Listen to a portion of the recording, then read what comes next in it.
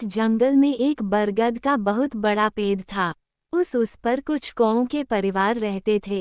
उन सब में एक होशियार और दूरदृष्टि वाला कौवा था। सब उस कौवे का आदर करते उसको ताऊ कहकर बुलाते थे।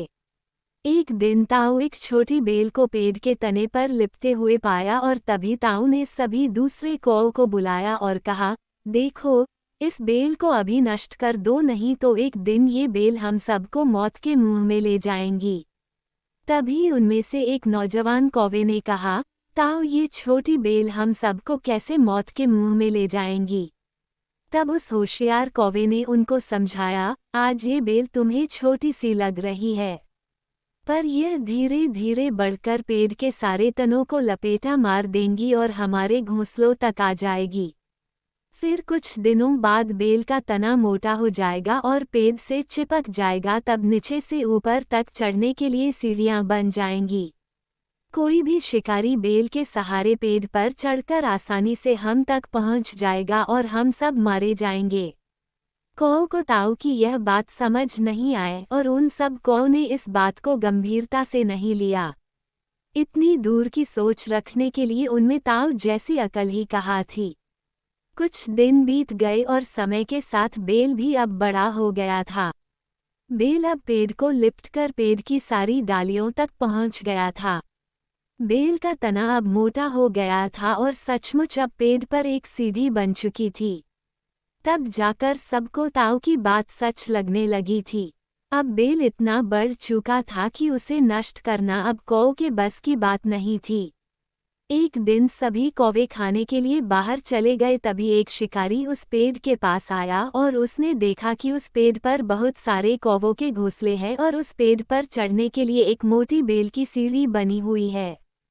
तभी शिकारी ने पेड़ पर चढ़कर जाल फंसा दिया और चला गया। कुछ देर बाद सभी कौवे लौटे तो वो सब उस शिकारी के जाल में फंस गए। तभी उन सभी को ताऊ की कही हुई बात याद आने लगी और सब अपने आप को कोसने लगे। ताऊ सबसे नाराज था और चुप बैठा था। तभी एक कौवे ने हिम्मत करके कहा, ताऊ, हम मूर्ख हैं, लेकिन आप हमसे नाराज मत हो जाओ। और तभी दूसरा कौवा बोला, इन सब में से ताऊ सिर्फ तुम ही हमें इस संकट से बाहर निकाल सकते हो। कोई तरकीब लगो ताऊ। और कहा, आगे से हम तेरी कोई भी बात नहीं टालेंगे। सभी कौओं ने हामी भरी और तभी ताऊ बोला, मेरी बात ध्यान से सुनो। सुबह जब शिकारी आएगा तुम सब मरे होने का नाटक करना, तभी शिकारी तुम्हें मरा हुआ समझकर जाल से निकालकर जमीन रखने लगेगा। वहाँ भी सभी मरे पड़े हुए रहना जब तक वो अंतिम कौवे को वो निकाल के जमीन पर रख दे। जैसे ही वह अंतिम कौवे को जमीन पर रख दे तभी मैं सीटी बजाऊंगा, तुम सब एक साथ सभी उड़ जाना।